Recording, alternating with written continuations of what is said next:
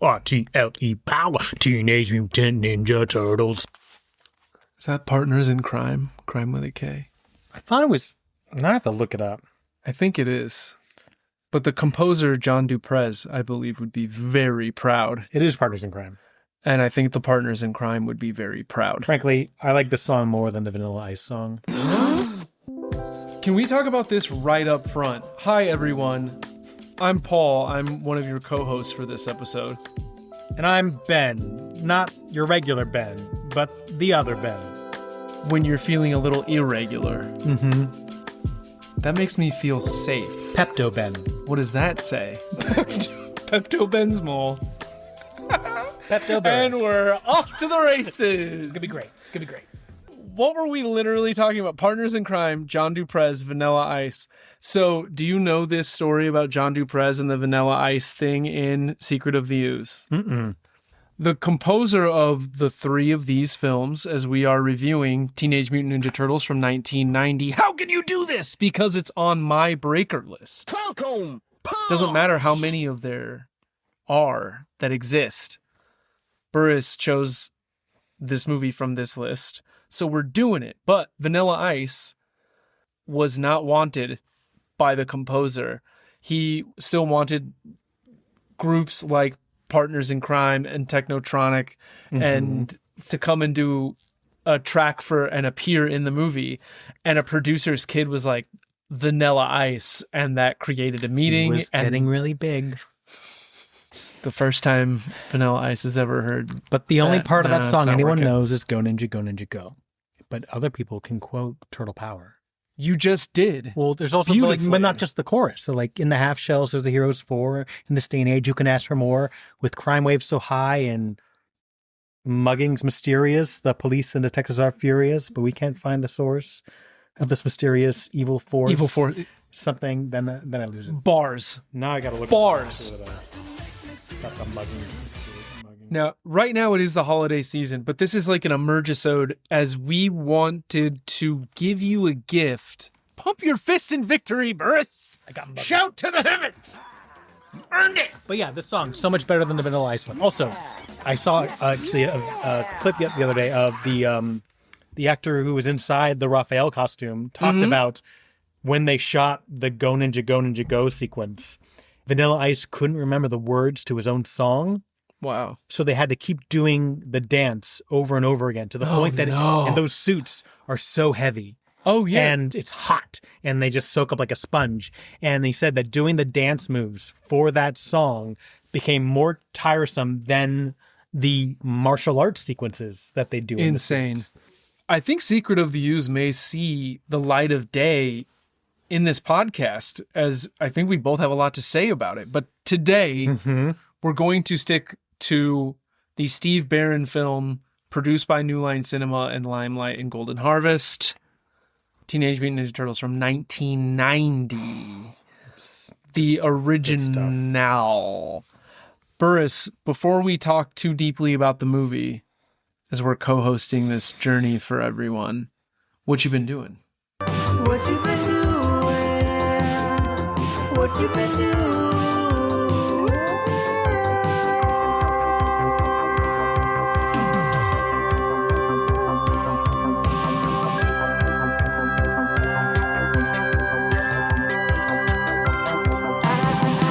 Surviving the holidays. Oh, yeah. I had a back injury, so I've been working on that. It's all better. It's getting better. It's a recurring theme on this podcast with many individuals. It happens. Are we in a certain age group? Maybe. Yeah, because I never had it happen before, and now it's... Hey, welcome to the club. Yay! Ages of age. Yeah, I don't know. It's the end of the year, so... Yeah. Wrap it up. Wrap it up.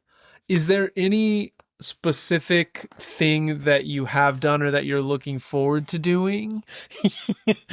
Yes. About this season? You don't have to be happy about it. No, I never, like, people ask me, like, what are you doing? It's like, nothing. And then I, like, 10 minutes later or, like, the next day, I'm like, I'm doing other things, and I just don't remember them when people ask me the question.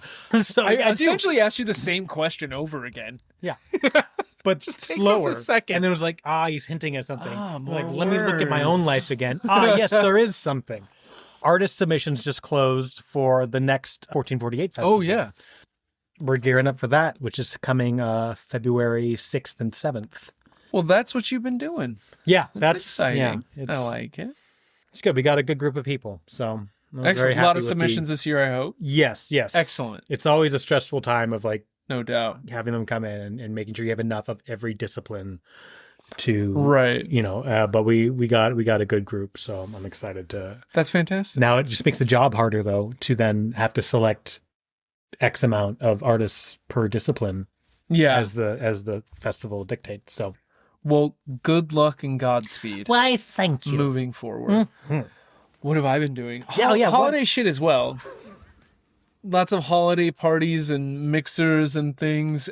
Tuesday I have one with my acting class. And it's something that requires a white elephant gift.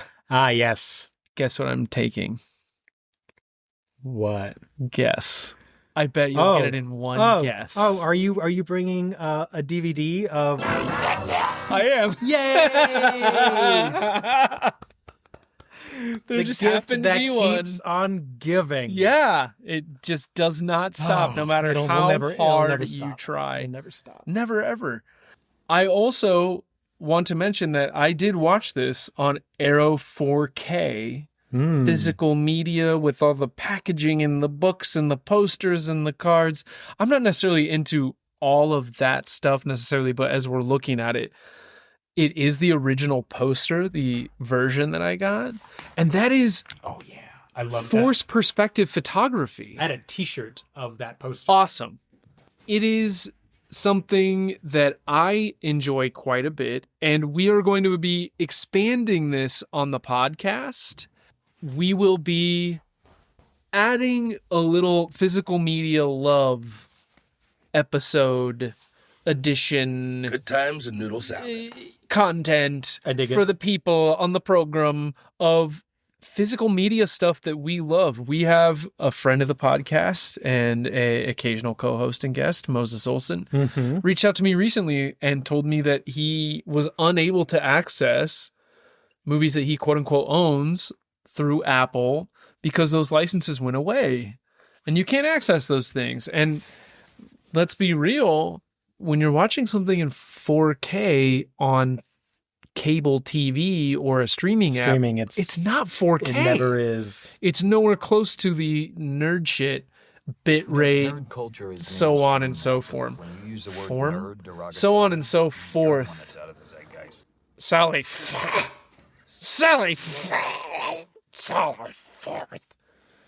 Having this And we're back. Arrow video of these movies, the original trilogy up to Turtles in Time. It's so gorgeous in its original intended filmmaker approved. The people who made this movie said, yes, this is how we intended this to be seen. Here's my signature. And I don't know if you get a whole lot of that available on digital. So we're going to bring these to you occasionally, listeners. It's going to be a new part of the program. Burris, you're holding a Blu-ray. Yeah, I of didn't the remember what trilogy. mine was. I was like, it's Blu-ray. I don't think it's 4K, and I'm right. It's just Blu-ray. But No, but it's it's all three of the it's original all three. trilogy. Oh yeah, and the quality watching it on disc was different. was really good. But I don't think that TV can really do full bitrate 1080p even. They just throw around these numbers when they're Sometimes they using say, quote like, it's unquote in 4K. native. And I was Yeah, like, and it's is it- native. is it- It's not. It's or it glitches in and out. And, yeah, it's not. It's, And then they say you just need the right HDMI cord for it. Then It's Absolutely not. And like you're. no, it doesn't hurt, but absolutely not. Like, It you gotta ju- check your settings also. I was like, No, no. Sorry, Netflix app on my TV. yeah. No, it's just not possible. Okay, we've talked about what we've been doing and kind of what we've been watching a little. But what have you been watching? What am I watching? Watching, watching, watching. What are we watching? What are we watching?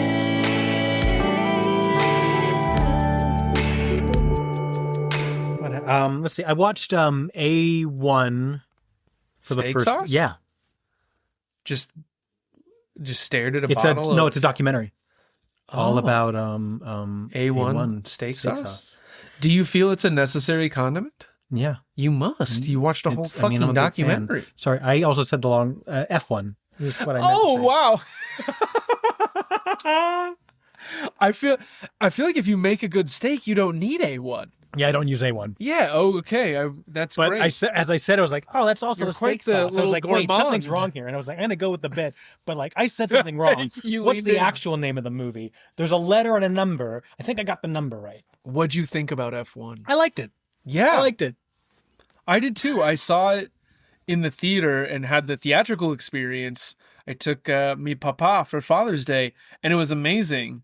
And I'm really looking forward to watching it again at home. You watched it at home? I watched it at home. I recently? liked it at Obvi- home, Like, yeah. through Apple, or how'd you do it? Yeah, Apple. And that's an Apple movie, so presentation is, I assume, It was great. about as good as it gets. Yeah, in terms and of it was digital. a really fun movie. Racing movies. I don't watch racing, but I don't love NASCAR. I don't watch them go around the track. But when there's a movie form Spinning around, of going around. car racing, it can sometimes be really gripping. And this is great. Baseball and racing work in movies. Yeah, they do. Talladega Nights fan, I hope. Oh yeah, So, have you seen Days of Thunder? Will be. Even go make toilet. Just say that you like clips. A single plug. Thank you, baby Jesus. Have you seen Days of Thunder? One single plop. That's the Tom Cruise Yeah. run. No, I haven't seen that one. That one's on my list. I have not seen it though. Tom Cruise is the reverse Brad Pitt in F1, where he's like a young hot He's the shot youngie, that and oh god, who's the older guy in it? It's Michael Rooker. Oh, I had a different. Randy person in my head. Quaid is in it too. Oh, Carrie God. Elways Oh. is in it. Okay, that's good. It's got a great cast, and it's an entertaining movie. That's what I hear. I think I watched. Gonna bend this bitch. I watched. Travis, come back. I listened. Sorry, I listened to. How did this get made? Of that movie, and It's quite a thing. Mm-hmm. We did that movie, and that movie, Talladega Nights and F1, have so many things that touch and feel. That spinning around, driving around, metal to metal, rim to rim, dog. Yeah, that whole thing. Same with But like, they're all very similar, and they're all very enjoyable. Yeah, I thought Brad Pitt was awesome. Is like his like. Yeah. I'm just trying to live my life, and I just need to race, and I gotta do this thing, and I'm the older dude who is gonna do things my way or the highway. He did it his. He's still got the fastball, though, right? Is there a checked out, like, not great Brad Pitt performance? Like, he really brings it. Oh yeah, totally. I think everybody in that movie is doing some pretty top tier work. I'm so glad you enjoyed it. Yeah, there's this POV shot of just racing just down the track. Yeah. That was a shot. I was like, it really works in streaming, but I was like, oh, if I was in a theater, this is that shot of the original animated How to Train Your Dragon came out, and there was like a POV flight shot, and in the theaters you felt it, and that was what this was. It was like, oh, I know exactly what you're talking about. Exactly. Because it's so visceral. It's so well done. Joseph Kosinski. Everybody, great job. yeah. I'm going to tell you what I've been watching. Yes, please do. Rewatched me, Special K, Kimbo the B-Dog. We got down and watched The American President with Michael Douglas and Annette Bening, and Michael J. Yeah. Fox, and Martin Sheen, and all sorts of fucking amazing. And the president's Folks. dating, and nobody wants it. And then what it's a like, contra! Oh no! What do we do? And you can't go on dates. just a movie that needs to be seen by everyone for every reason. Oh, the It's ending speech. so good. And Michael Douglas is an actor that I really fucking enjoy so much. Like Wall Street and this movie and Game. The China Syndrome, and he's great in The Game. Another actor who it's like, you bring it to the waltz, young man, and he does every time. I really enjoy him. Also, watched started watching a series that's been out for several years now, starring Hank Azaria, and Amanda Peet called Brockmire. Yeah, I watched, I think, 2 seasons of that when it was on TV. I think I watched part of it with my dad. That's ringing true. It was some years ago, though. Because that show's been out for a while. Oh, yeah. It just hit Netflix, Chipotle, California Pizza Kitchen, Exxon, HBO Max, Netflix, Skechers, whatever's in that conglomerate. It's on Netflix. With a combination pizza and Taco Bell. Yeah. Oh, with the KFC also. Yeah. There's one of those like triple plays left. Now. Yeah. Ethan Hawke, man, on Tuesday night after my acting class or whatever. But apparently he's somebody who enjoys a little Taco Bell here or there.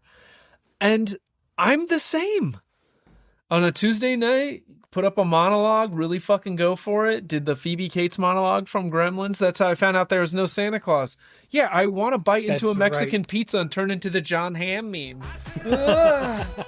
It's just the fucking best feeling in the world. Brockmire, he's got like the signature like announcer jacket. Somehow him talking like this all the time, and that it becomes like this personality flaw. It's a terrible impression of what Hank Azaria does in that. He's like leaning into this alcohol problem, that he's kind of self-obsessed. Yeah. And I'm not even in season 2 yet, but I've really been enjoying it. And I just rewatched Something's Gotta Give not long ago, which Amanda Peet's in, and she's just so fucking enjoyable. She's just got this great like, yeah, we're fucking here. Kind of like energy that really, really works. I enjoy her work. Hank Azaria and everybody's great in it. It's been a fun little journey to whatever fucking city he ends up in that embraces him for all his shittiness. All the kids in Springfield are SOBs. Okay, Burris, we've talked about what we've been doing. We've talked about what we've been watching. We have pizza en route. Yes, we do. It's time to talk about the facts. Archaeology is the search for fact. All right. Teenage Mutant Ninja Turtles was made in 1990 by New Line Cinema, 888 Productions, Golden Harvest, Limelight, and it was rated PG. How? How was it PG? How is this PG? Well, there's no blood. I don't think there's any blood. There might be like a couple cuts on its head. Here's the thing. Burris, also, how long is this movie? I'm so sorry. Oh, it is a lovely 1 hour and 33 minutes. Breezes by. It is the perfect length of a movie. Mm-hmm. And it doesn't feel rushed, and it doesn't feel like it's stretched out too long. Well, and it's an independent movie. It's truly independent. Yeah. That's why we have a bunch of these production companies. It's before New Line's part of Warner. In terms of the themes, it's got a lot of very adult themes and very dark photography and heavy score. Like, it's a very grown-up movie. Which is what kids' movies were back in the day.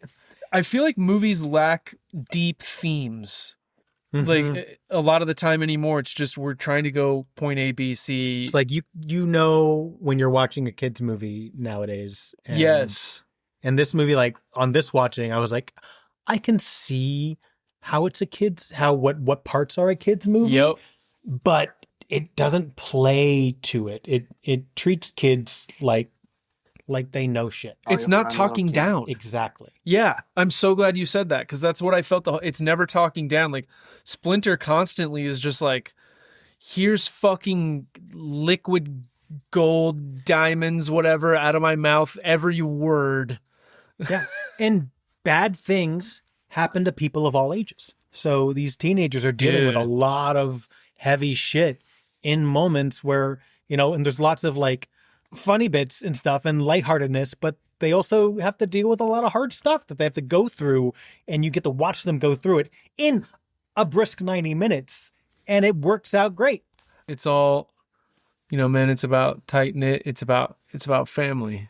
Family. Hey, Doin. Wow, I didn't plan that either. That's great. I'm happy. Go us. So the budget was $13.5 million, which is $33.5 million adjusted. If you can get a movie that is executed this well done for under $40 million then every movie should. I think you and I, okay. Opening weekend was April 1st, 1990. No fooling. What? Are you being cowabunga with me right now? I wish I was being cowabunga with you, but I'm being dead serious. Whoa. Yeah. Radical. Radical indeed. Wicked. Awesome.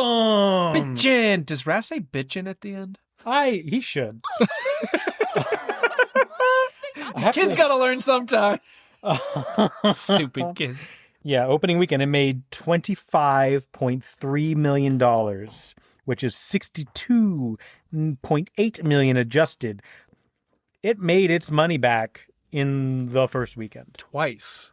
Final gross in North America was $135.3 million, which is $336.2 million adjusted. That's a lot of dough. I'll take that. A lot of dough. I'll take like 1 million of that. In today's dollars. Thanks. Yes. Final gross worldwide was $202 million or $501 million adjusted. That's a lot of millions for 1990. Yeah, man. Imagine what like the percentage accrual you'd have on that, and especially as you the circumvent royalties. Taxes and I mean nowadays, invest in gold. yeah, it depends on how much they reshow it. They You'll have a should bring it golden back. harvest. Yeah. Golden harvest. I like it. Yeah. Let's see. Other releases that weekend was Opportunity Knocks. I think that happened with this movie, and they answered. They answered the door. Mm-hmm.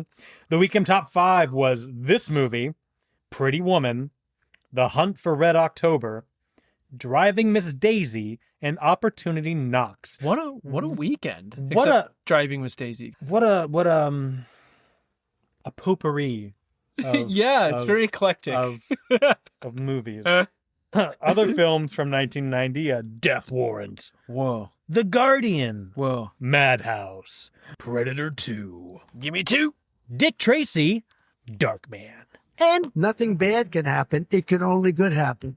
Directed by Sidney Poitier. Didn't age too Sure well didn't. at all. Yeah. Oh. Letterboxd average is 3.4.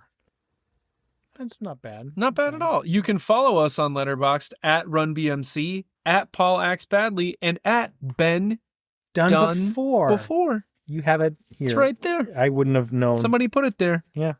Some neat person put it right there. Wow. Well, thanks whoever that is. What a wonderful person. Just not going to make eye contact with you.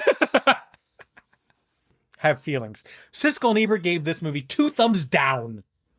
They said it was depressing. Which I understand. I think I understand if you're a 10-year-old kid or whatever, especially if you don't know the property. You walk in and you're like, what the fuck? What happened to the Splinter? And why? What? But everything they're works so out. mean. There's a lot of non-depressing stuff. I agree. Rotten Tomatoes gives it 46% with an 81% popcorn. Critics are dumb. They're they're kids. Dumb. Kids are dumb. Metacritic is a 51, 7.8 user score. I have a question. Yes. Do you think critics rated this harshly because this was marketed toward and supposed to be for kids and it doesn't feel like a kid's movie? That'd be a weird way to like this movie sucks because it wasn't for kids. Because it was supposed to be for kids. They marketed it for kids. And that's why this movie's awful. My kid pooped his pants. Not the cinematography or the script or the acting, but just because it was marketed to my child and I got more out of it than And they I did. had to So, do This laundry. movie sucks. Because he pooped his God pants. damn it. Because he was so scared. And now I gotta hear cowabunga every other day. Cool. Radical. Radical, radical, radical, radical, radical. One single plot. Which turtle was that? Michelangelo? I think it's Michelangelo. I think it's got to be Michelangelo or Donatello. Yeah, probably Michelangelo. Before I keep spinning out. Let's see. I'm trying to help as much as I can. Major award wins and nominations. It got 2 Saturn nominations, including Best Film. Fucking the Saturn Awards get it right with genre movies that we do on this podcast. On this program, they nail it. Did the Oscars have best movie ever made. effects, Okay, you're starting to creep me out, man. makeup, and I think they had to have at that point. I mean, Elephant Man had come out at that Yeah, point. yeah, and yeah. I don't know what it want. I feel like that award has changed the names Also- and whatever so much. also, I mean, this is very early on in the Jim Henson style of things, and so they were like, "Is it a costume? Is it Dude. makeup? Like, what is? It's not a prosthetic. It's a full body prosthetic. I don't know." Make everything practical forever. Mm-hmm. If you can spend $40 million and make this movie, and I don't know how much marketing was behind this. I find it interesting that Domino's is in the movie, but they marketed with Pizza Hut. Yeah. I mean, Guillermo del Toro does it. Yeah. I gotta Where the watch Wild Things Frankenstein. does it. Oh, okay. That was all practical, and then CG'd eyes and mouths. Yeah. It was real suits. And I love that kind of shit. Yeah, you can use computers, of course. Computers. It was all done with computers. These things working in tandem are the best way to do it. We've talked about mixed media and animation a good amount on this as well. Usually we just type a bunch of cats. pizza. We ordered a pizza, y'all. One moment. Burris and I walked away. We just housed an entire pizza in honor of this movie and staying alive and upright and I brought providing out you my this swords, content. and I sliced it in the air just like they do in the movie. You were like the automatic Ginsu. You Yeah, sliced it. I did You it. diced it 6 different ways. Yeah. It was perfect. I didn't have a splinter for the slice to land on his head. Instead, it just went on the carpet and You did throw it at my face and it landed on the carpet because you were like, "You're gonna be my splinter," well, and I was like, "No." let's cut that part out and let's I should have take it- yes-anded you. Let's just like take it to where I just made a mistake and I wasn't gonna smear it all over your face and then laugh at you and then shell shock you by Be hitting my you with splinter. back. Too derivative. Mhm. Shell shock. And then so Okay. I had a lot of plans and they all got foiled. So I dodged it pretty well though. It's like ninja-like. yeah, you're like the I'd Matrix. say. That's why I wore my green Nike sweatsuit. That now looks I like can I have a dodge little bullets. like dribble. Oh yeah, you had an accident. Whoops. Director of this film, Steve Barron. Electric Dreams, Coneheads, and Boogaloo? Electric Dreams Boogaloo? Boogaloo Dreams. Electric Have you seen that Boogaloo movie, by the video? way? Have you heard of that? Electric Boogaloo? Clearly you've heard of that. Electric Dreams. It's like a pretty solid, like fairly entertaining, like mid-'80s poppy, fun, fantasy-ish, comedy-ish. I like it. He also directed the Merlin TV miniseries with Sam Neill. Oh! Rutger Hauer and Oh, I watched that. NBC. I remember. Mhm. They were very big on this. They spent. It was during an era of these like miniseries for TV. Event That miniseries. 10th Kingdom, Alice in Wonderland. The Langoliers, Mm-hmm. The Stand. I'm just going to name Stephen King Dinosauria? ones. The Shining. Dinotopia. Dinotopia. Yeah, like rose red, big budget TV miniseries. Mm-hmm. And now we're back in that era, and it's so common now. Yeah. Very Yes. common. Yeah. Writers of this film were Todd Langen. Mm. TMNT 2, Secret of the Ooze, starring Vanilla Ice, Bobby Herbeck, TV, and Kevin Eastman and Peter Laird, the comics and the characters. You're going to find it over there on Laird Island. There's a hideout over there. Okay, Sam Rockwell, I got you. I like how it kind of shouts them out in that moment. And I will say Bobby Herbeck has a good amount of TV writing credits. Did you ever pick up this comic? In my lifetime, yes. Did you read it? Yes. I read the one that I got. I got Okay. like a book and I was like, okay. Any I mean, memories I was about 5 it? when it came. I wasn't a comic book kid when I was Oh, growing sure, up. I got so you. like in my 20s and stuff. Then I was like, I've got to read some of this. I was in my late 50s, very advanced, Mm-hmm. reading all sorts of Your second round literature, of 50s. including children's literature, like cartoony books. And Where's I read Walden? this one a little bit Mhm. violent. Yeah. Dark. Yeah. You Black and remember- white. You recall this as well. Red Mask. Yeah. Like the originals for sure. I found a lot more mutant animals Oh, right. in it, and I was like, oh, Mhm. interesting. And I was like, fun. It's a I mean, it was like, oh, like the big cartoon built out kind of. world. Yeah. And they did that with the cartoon series. Mhm. Music of this film was the aforementioned Steve Duprez. TMNT 3, Turtles in Time, UHF. You mean you don't know the Dewey Decimal System? Yeah. And then the fake Conan bisects the guy. It's a Weird Al movie. And a movie called Bullseye with an exclamation point. Now, I want to mention also, I have the score for this film on vinyl. Burris, do you know where my score might be leaning overall as we're approaching this? But I think the score to this is amazing, and I have it's the fantastic. vinyl of the entire score. It's so good. I want that. And the soundtrack also is fantastic. Cinematography. Oh, you were going to say. No, I was just going to say, yeah, it's really great.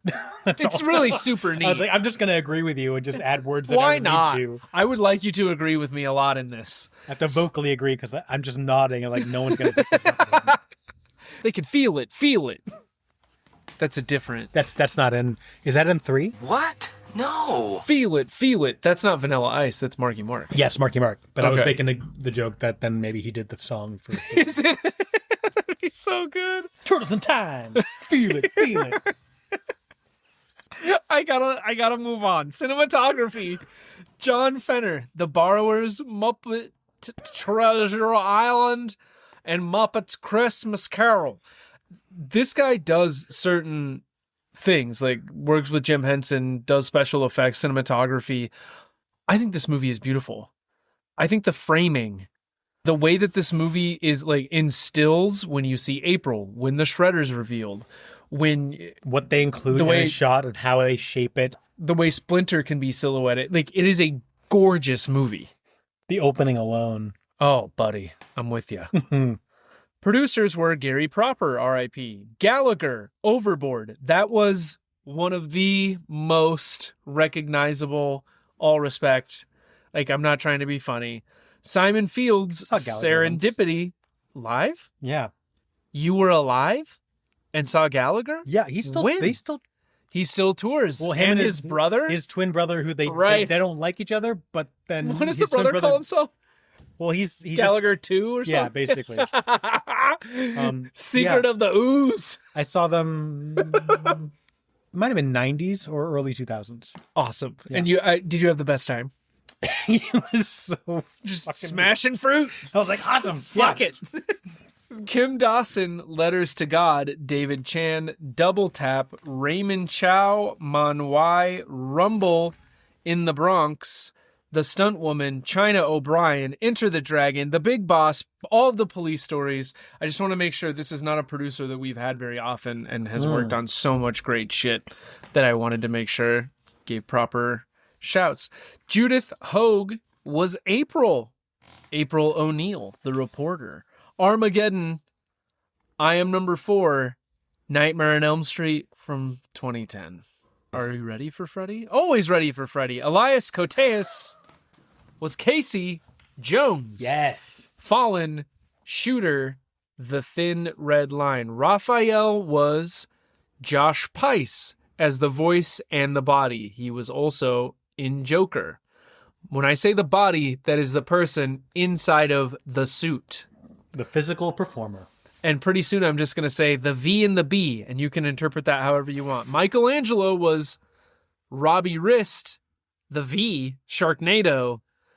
Michelin Sisti, B, The Muppets. Leonardo was Brian Toshi, V, the player from 92, the Altman. David Foreman, the B, The Golden Compass. Michael Turney was Danny, Spike of Bensonhurst, Cost of Living. Splinter is Kevin Clash, V and some of the B. Labyrinth and Elmo, like fucking Elmo. Mm-hmm. You know, Elmo. Also, the baby in Dinosaurs, I'm the Baby, Gotta Love Me.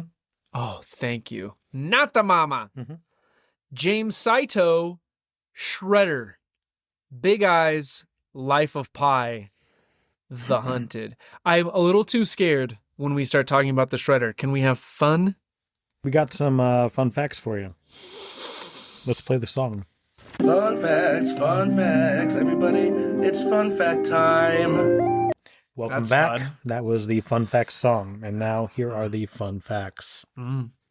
This was the highest grossing Thank you. independent film until the Blair Witch Project in 1999. having made $135 million in domestic box office and $66 million in the foreign box office. One of the early ideas floated is the film would follow a similar map to Who Framed Roger Rabbit, in which the actors would be interacting with animated versions of the Turtles. And this idea was quickly scrapped in favor of pursuing performances in turtle costumes when Jim Henson's Creature Shop came on board, which is the best decision they could have ever made. Both great ideas.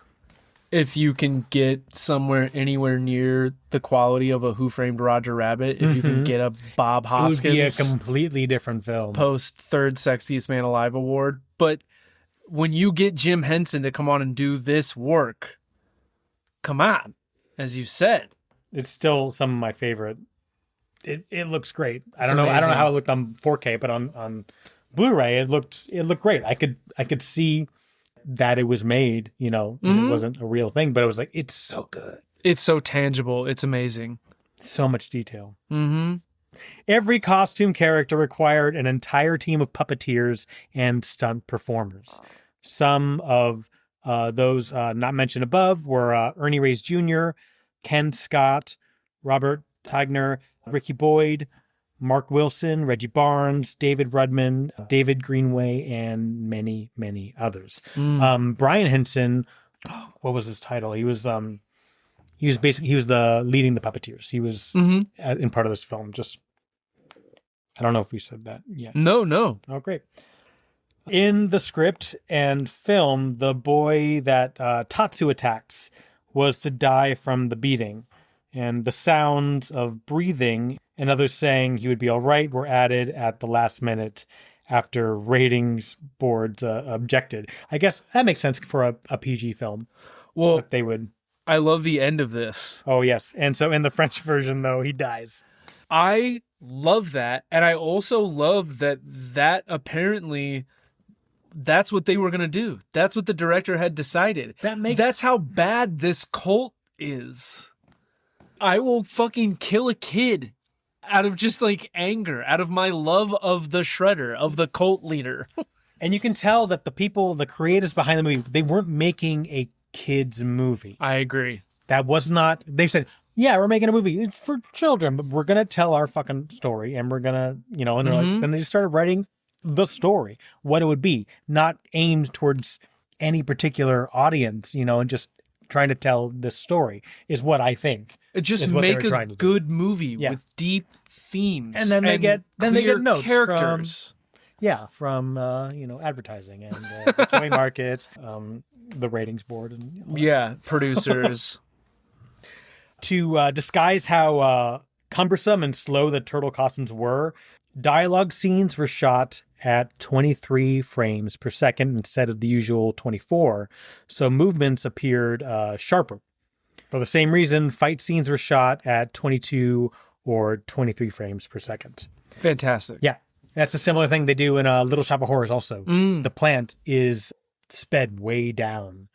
And it's done so seamlessly in both of these things. Yeah. I actually think some of the best photography in this movie is during some of the fight scenes. And I'm sure some of that is that frame rate shit. Oh, yeah. According to Josh Pais? Pais? Okay. If you don't know, that's good. That makes me feel sure don't. On the podcast, I was there too. Director Steve Barron was fired near the end of the production, and producers thought the film had become too dark and would get darker in editing. So the final studio approved edits of this film, and the first film credit for oft Tarantino collaborator Sally Menke, R.I.P. Truly, in terms that just goes into what we were just talking about, though. Also, that they were making a film, and the story was a lot darker than how they would think a movie should be if we're gonna put it on kids. Well, in the movie, the way it's edited is, we've said multiple times, it is a brisk hour 33, hour 30 without credits. It is Lipton brisk iced tea with lemon, 472 grams of sugar straight to your blood, and done. It is a very speedy movie. everything in it though also has something for the audience. There's a lot of movies that like we're gonna make a 2.5 hour movie, and there's sections that are like, this doesn't need to be here. Everything is really vital. Yeah. And we're gonna talk about this shortly. Every single thread is tied up. Yes. Every thread you want tied up is tied up. Mm-hmm. It's kind of incredible. I think I have an idea of where we're going with this.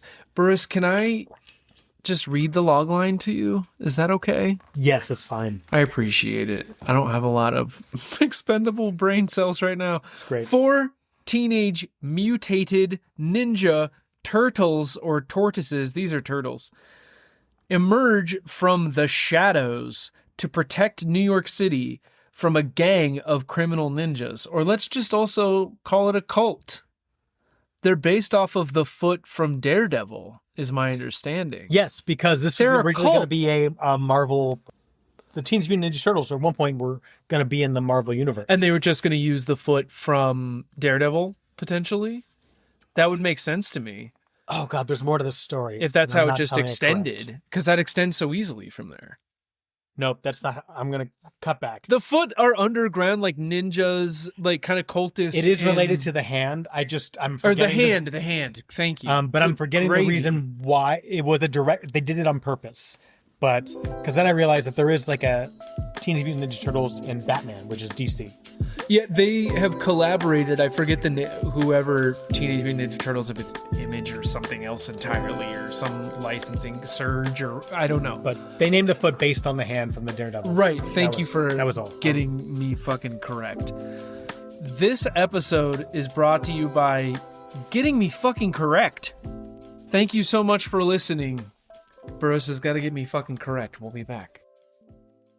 Hey, it's Paul, your co-host from the Review, and I have solved the mystery. I have it here, the Merriam-Webster definition of cricket. Any of the family of leaping orthopterian insects noted for the chirping notes produced by the male by rubbing together specifically modified parts of the forewings. Wow. I didn't know that was like a specifically England kind of thing, but I learn something new every day. Thank you so much for spending time with us this holiday season, and no matter how you celebrate, be it a Lexus December to remember, a terrific Toyota-thon, happy Honda days, nasty Nissan nights, flatulent Ford fortnight, horrific Hyundai holiday, dumpy dodgy Dodge days, crappy Chevrolet celebration, Mondo Maserati month, radical Rivian roundup, stinky Suzuki season, or a bountiful Buick buttload, we appreciate you spending this time with us listening to the Review podcast. You can find us on Flash's Instagram and Blue Sky at ReviewX2 Podcast, and you can listen anywhere you like. We happen to like Good Pods. They're fun. Enjoy the rest of your holiday. Be safe, love each other, and enjoy the rest of the program. Bye-bye. Hey, thanks everyone for joining us back on the Review. This episode is brought to you by Cricket. And we're going to tell you all about how Cricket works, as you just heard. We got corrected. Cricket, you got to understand what a crumpet is. Oh, to understand Cricket. Tell me, you didn't pay money. Okay, I think I can get on board with that. I can unite with you here. All right, King. So we got corrected, and this is brought to you by Cricket, whatever that is. So thank you again for joining us. We're back. We're not playing Cinephile for this episode. Benjamin McFadden has the cards. If you would like to slay Benjamin McFadden and get back my Cinephile cards, they're my cards. They give me unlimited power, and he has had them for too long. Please help me. He can be destroyed. But we're not playing Cinephile. Or fans out there can send in their person who they would like to see represented in Cinephile for these moments, and we can go from a list. We'll make our own deck of cards. And we can shout out the listener who gave this. For whoever says the name. Did I come up with something? Hands. That's a thing. We're shaking hands. We ask every episode, is that a thing? Is that a thing? And I think this is the first time. That should be a thing. That should be a thing. I think it's a thing. That's exciting. Benjamin. I think Burris. Yes. You think it's what? Sorry. Oh, I mean, I think that's the best way to go, and then shout out your listener. We're not identical twins. We did it. Oh, yeah, no? we fucking did it. Family. I have a brother. Whose first experience first? We twins. You go first. Right. Now, I'm happy to do this. I couldn't have been but more than a wee child, as other than fragments of other movies, this is the first theater experience that I can remember like clumps of. Mm-hmm. And what it was like to physically be there. It was at the Hazeldale Cinemas that was behind a Burger King. There was a long line. The floors were sticky. People were loud. The logo flew up at the screen, and everybody freaked the fuck out. You are painting a picture. I'm doing my best. It's great. Like Brockmire, I've been watching.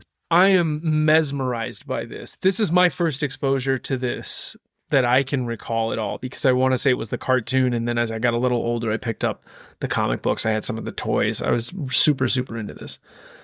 This was 5 cartons of menthol cigarettes from moment one.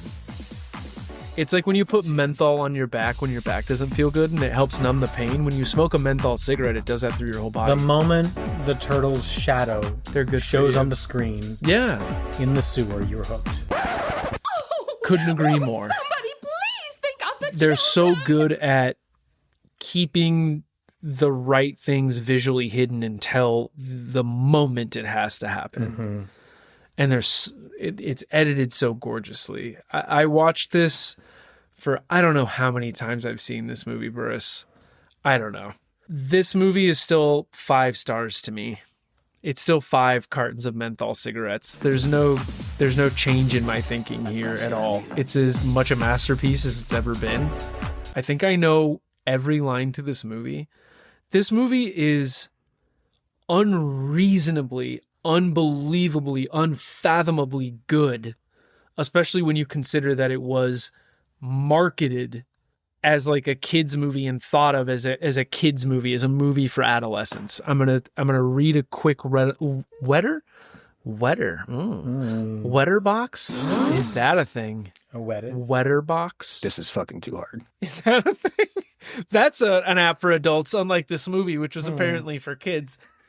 This episode was brought to you by Cricket, whatever that is, not whatever we were just talking about. If I may, I'll be brief. No, go for it. This movie should have been nominated for 4 Academy Awards. Nobody has the time. Burris is snapping gently and politely. I don't have the time to list all of the other nominees in these categories. I'm just going to put my fucking chest out and say best editing,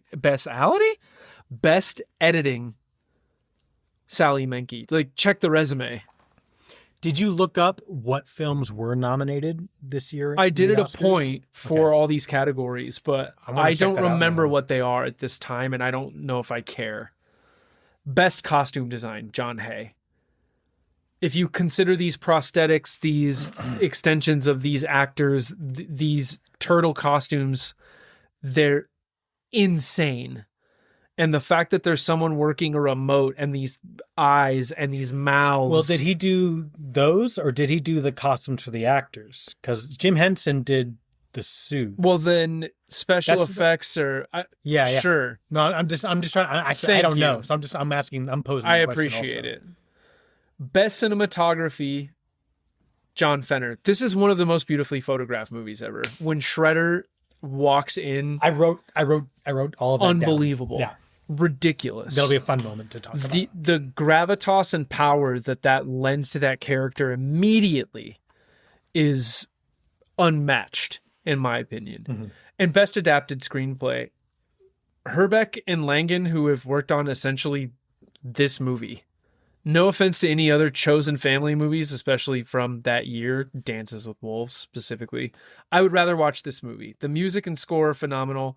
Were you not entertained, audience member? Are you some kind of punker? This is literally the only job of this movie that was marketed for kids. Are you about to claim Dances with Wolves is somehow better in any way, on any level, if you did not rate this 3+ cartons of menthol cigarettes, and I'm saying this to you now, Burris.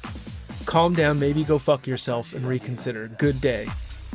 That's my Letterboxd review. 5 cartons of menthol cigarettes, and I will not calm down. This makes me so happy. Oh! Oh, good. This movie, as far as I know, as far as my brain will tell me, it's always been a part of my life. Yeah. Like, I have been there are two franchises that since I was a kid, I'm in for. It's Okay. Teenage Mutant Ninja Turtles and Ghostbusters. That was my childhood right there. You know, I don't remember my movie going experience, but I remember having arguments with my friend when I was 5 about which turtle jumps out first in the sewer. And it's Leonardo. They always argue that it was Donatello. And I know they're wrong. And I still know but they never... It drove me nuts. And I was 5. They're going to hear They're this. standing right over there looking at a TV on the ground. I can almost see it. Yeah. Yeah, so I don't remember. I remember I watched enough that then I had it at home to watch. And I went to this really cool thing that happened, like an advertising for this movie. There was an experience where you went down into the sewers and got to see Shredder and the turtles and everything. And whoa. Like they have nowadays, or like you think about like Halloween Horror Nights and they make like a maze. Stranger like a Things. horror maze. Yeah. And stuff like that. It was that, but it was for TMNT in 1990. Whoa. And it was just like they made the sewer, the circular sewer. And then these characters were there, like, just like, you could take pictures of them and stuff, but they kind of stayed in character. gyrating. And just like, just Shredder's being like, I'm an evil person. So he's doing that thing. But like the turtles are like, yeah, cool. And they look great. And it was just, I remember that to this day of just being really scared of Shredder and then being really excited to see the turtles and being immersed in this like sewer that they built for it. And that was, yeah. So did this add to your enjoyment? Did this add to your rating from your original viewing? Well, this is all encompassing. Yeah, so I'm still giving it 5 turtles and a half shell.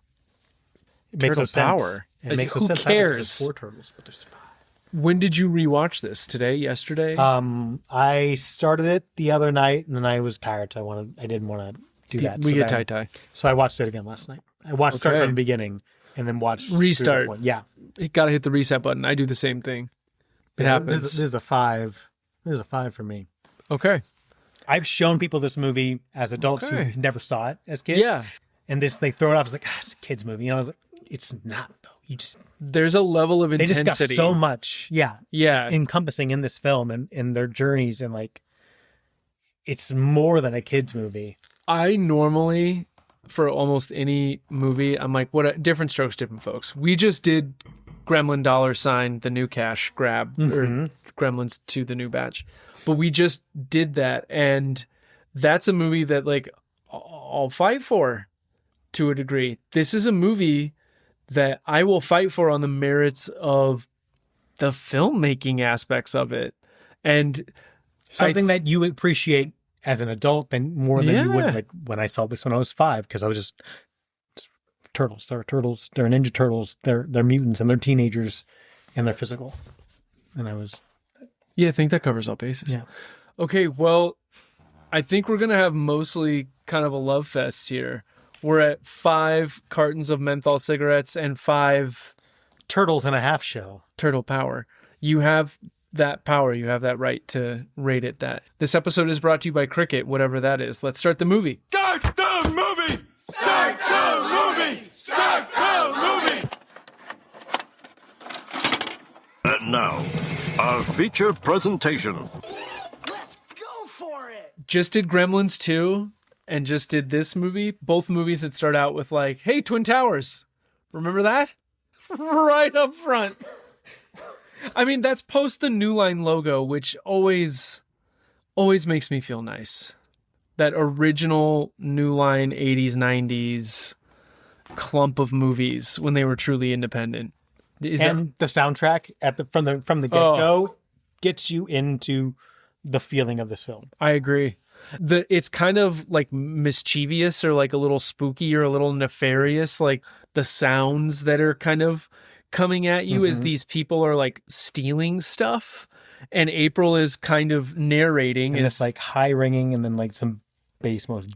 Like, it's great. The music, the score really sets the fucking tone as trucks are being robbed. That edit, by the way, I love when the truck is being robbed and pan away, comes back, and it's gone. Yeah, like full delivery truck of stuff, and in a moment, The woman on the without fire escape, a visible and the edit. TV. So great. And there's a level of kind of like Bart Simpson-y, like that seems to be happening here that seems pretty innocent. And as we were saying, like you just get grabbed pretty much immediately. Yeah. I was thinking about the music. That's why I was... It's so important to the movie. It's like it feels very hee until the music shifts. Bow now now now. Yeah. And you're like, oh, we're serious. Okay. Oh, okay. We're not. There is a level of the score leading you to the just like, we're not fucking around kind of vibes that the movie has throughout. When it wants to turn that aura up and down, it can do that pretty easily with the score. And then you see after the attempted robbery and the great... Well, did I miss the logo moment already, or has that hasn't happened yet? Because they have to save April. Yeah, so they're doing the setup. Yeah, and then it goes to April reporting on this. Right, and we get this great shout out to the yellow jacket or the yellow suit or whatever that she had in the comic books and this other media that existed, and they kind of shout that out with her rain slicker, and she's gonna get robbed by Academy Award winner Sam Rockwell and friends. Smoking. That is the case. We see nothing. All of this happens in the shadows. It's all sound effects. Something that I love about how they shot this. They do that a couple times in this movie, and then you just hear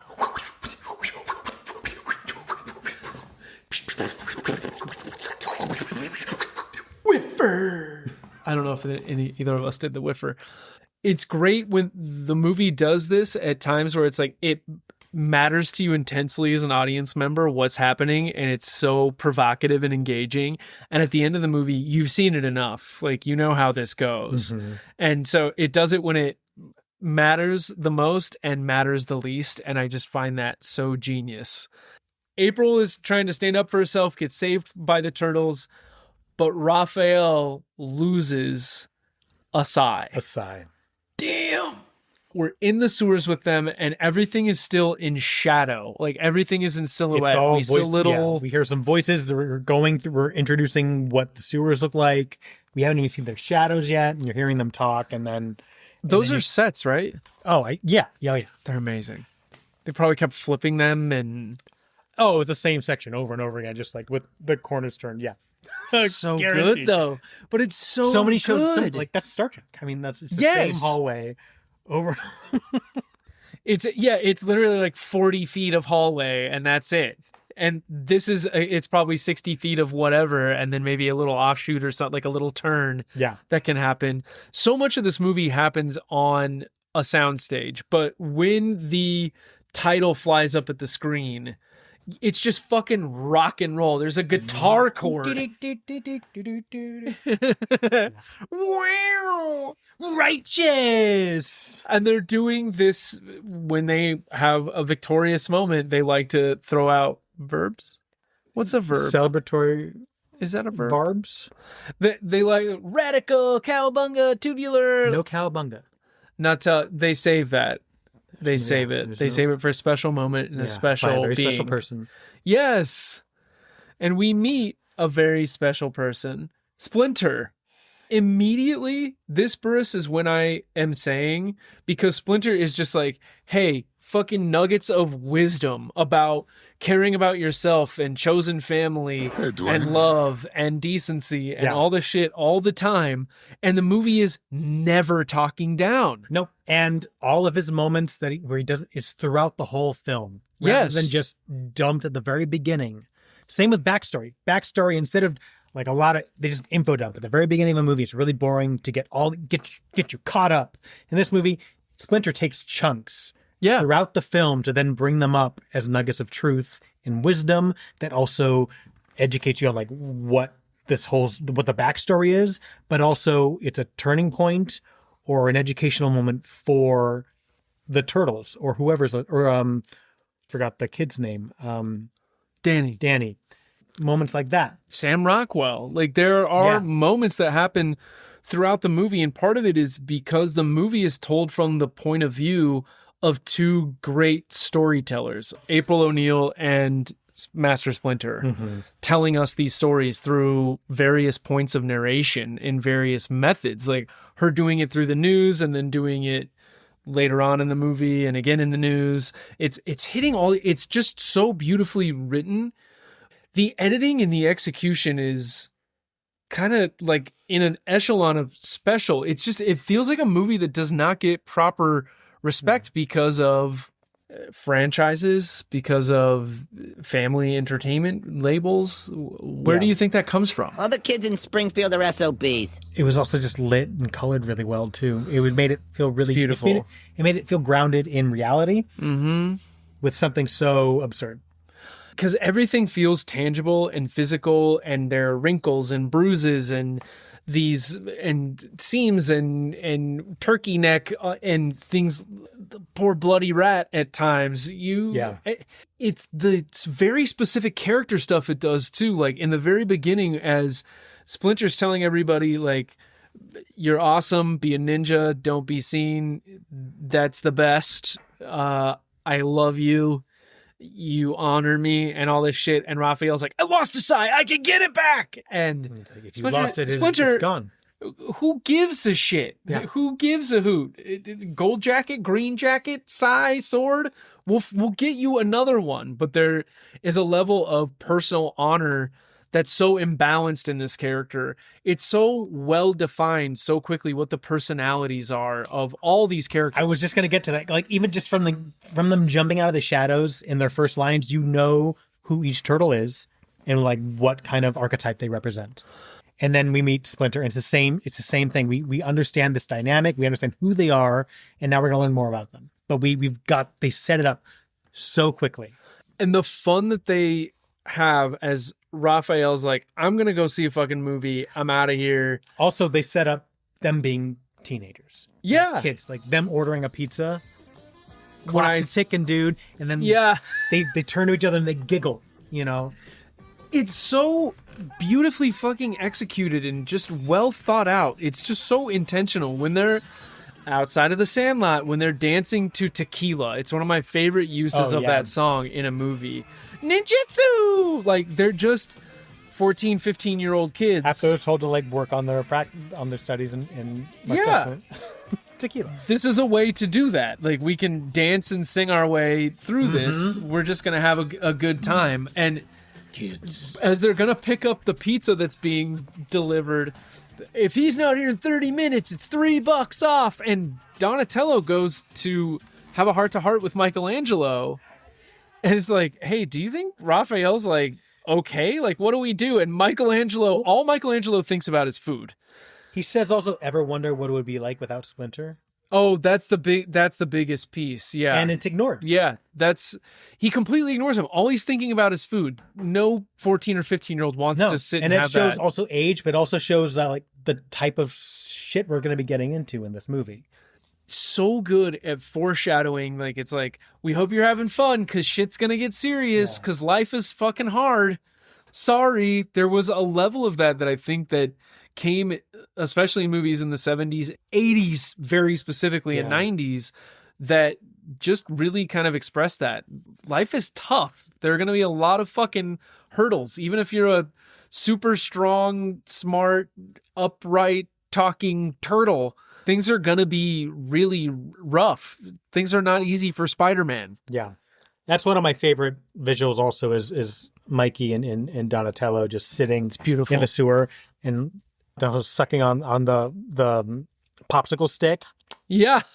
And it's like, nice night. And like, it's just like a lovely moment. It's shot really well. Yeah.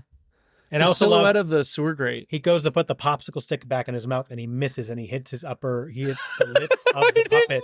He pokes it twice and then finds it. But it's just like, nah. I thought he was just like tapping it against his lip. No, like the physical acting of the... I wish this were a video podcast. Maybe someday.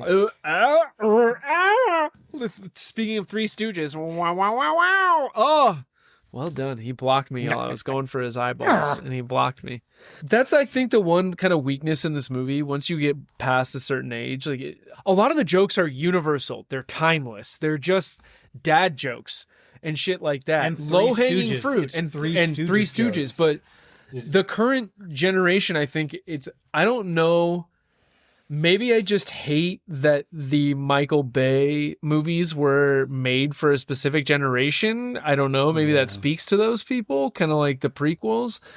Is that what the thing is with Mutant Mayhem? Because I felt like it was so referential and it was so good at using music and it's so good at the mixed media. And I think that's kind of what this movie was really good at doing, was using plates and photography and lighting and editing and costumes and animatronics and all these things like so fucking cohesively. And then the script just being like an absolute fucking chainsaw. It is a banger. Like when Raphael is leaving the movies in his trench coat and it's Critters that's playing, and he's like, what's the line that he says? He's like, geez, like people watch anything or whatever. Like it's a direct reference to the movie you're watching. That it's like, why are people, what are you doing? Like, yeah, Critters. You're literally watching the same thing and Raphael's telling you this is bad. You're going to hate it. Like, and I think only for the most part, an adult is going to get that joke. And it's almost like a dunk on the people that don't get the joke. If you don't know what you're walking in on, here you go. Yeah, like here's a little, we can't like, serve it up barb. anymore. Yeah, exactly. Casey Jones. Yes. So yeah, the tripping of the purse snatchers. Right. Flashes his sigh. Points at it, and then they're like, "Oh!" Like it's like a fucking Uzi. When he points at it. Yeah, I love that. Mm-hmm. I'm like, dude, you don't have to point at shit. I can see your face.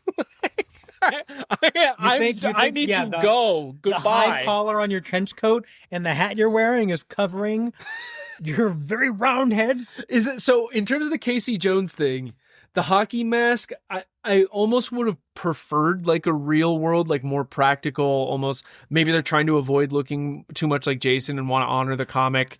It's extreme looking. It's otherworldly looking to a degree. It looks custom made, like he's a vigilante. Mm-hmm. I don't remember the story of that character, but there's a part of me that's like, man, why couldn't, it would have been cool if he just had like an old school hockey mask in a way, but Jason's so iconic. And it just, you know, if he was in a regular hockey mask, at some point someone's gonna look at that. I was like, "Why is Jason so skinny?" and what's with the long hair? Yeah, and I don't want to have to deal with that. So you had a reaction when I said Elias Koteas, right? Oh yeah, this is one of my favorite unsung character actors that we haven't talked about enough on this program. I think he's so brilliant. I remember when I first recognized him again as I got older and was into film and stuff. Was Apt Pupil. Oh, wow. Okay, yeah. For me, it's Thin Red Line. Very intense fucking movies. Yeah. Very intense. And then it just followed like, committed actor. What else has he been in? I was like, that was my next special actor.